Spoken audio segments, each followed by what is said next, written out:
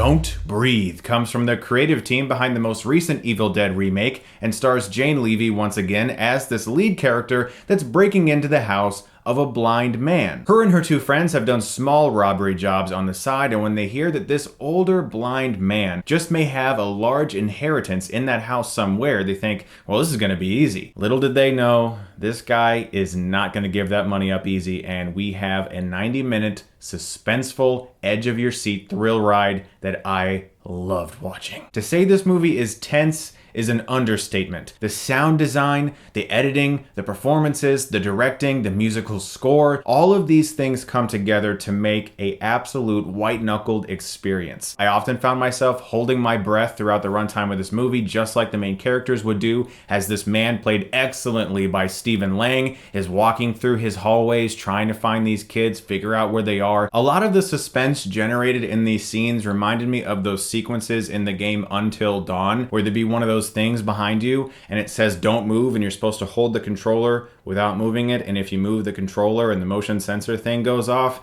the things find you. A lot of this movie felt like that. The concept behind this movie is genius. It's such a great idea. They get every ounce of suspense out of this concept, and they did an excellent job with it. Her friend in this movie, played by Dylan Minnette, who was in Prisoners and Goosebumps, really gets a lot more to do in this movie than he did in those films. He gets to go to different places here dramatically, and I love seeing that. This movie is squirm in your pants. I mean, you're just sitting there. Everything about this movie just makes you want to just curl into a little ball, especially towards the ending, which, I won't spoil, but it just makes you want to just sit there in the fetal position like, Mama. I was so happy to see all of the various things that I've complained about in horror movies lately avoided. The jump scares that are in this film are true. They're not false scares that are just there like somebody touches somebody's shoulder or some bird friggin' flies in a window or some bullshit. All of the scares in this movie are effective, and they're there to build and heap that suspense and tension upon you. And as you learn more about the man they're trying to rob, you begin to get even more afraid, because this guy is nowhere near as defenseless as they thought he was. And so that, added with the excellent direction and on-point sound design, made this an extremely exciting movie to watch. I barely had a single issue with this movie until the ending. I won't ruin it for you, but there's a part where it cuts to black, and I said, that's perfect, oh my gosh, I love it, and then it fades back in. And there's like 3 more minutes. And these last 3 minutes felt like the alternate ending you might find on the Blu-ray special features. You watch it and go, oh man, I'm glad they didn't put that in.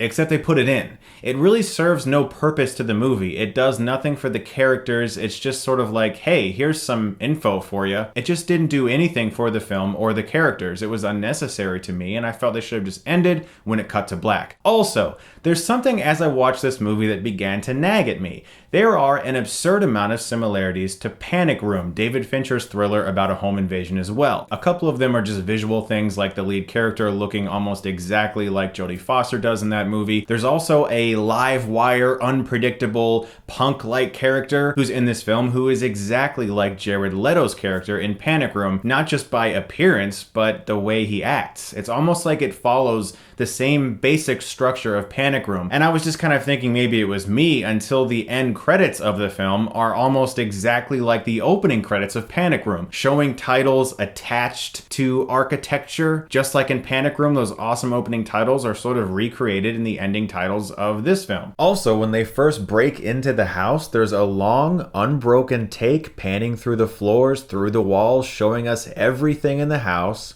just like in Panic Room. A lot of the same story beats happen, a lot of very similar moments happen, and I'm not sure if anyone's picked up on this yet, but it does pay a little too much homage to Panic Room, and if they weren't going for it, it's an amazing coincidence because there's a lot of similarities. Besides those two things, I think Don't Breathe is a really fun thriller. I'm looking forward to seeing it again, and I'm going to give it an A-.